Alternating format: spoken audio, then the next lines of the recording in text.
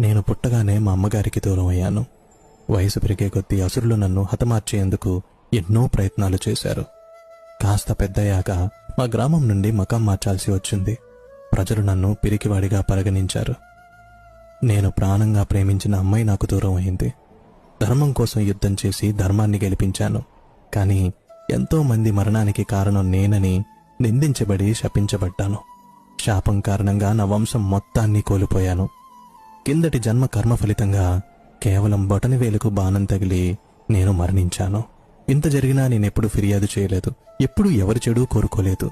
మరి నువ్వెందుకు నీకొచ్చిన ప్రతి చిన్న కష్టాన్ని భారంగా తీసుకుంటున్నావు? నీకు నీ మీద నమ్మకం లేదా? లేదా నాపైన నమ్మకం లేదా? నువ్వున్న పరిస్థితులు నువ్వేంటి అన్నది చెప్పదు. నువ్వు నడుస్తున్న మార్గం వల్ల నీ వీధి నిర్వచించబడదు. నువ్వు తీసుకునే దశల ద్వారా నిర్వచించబడుతుంది.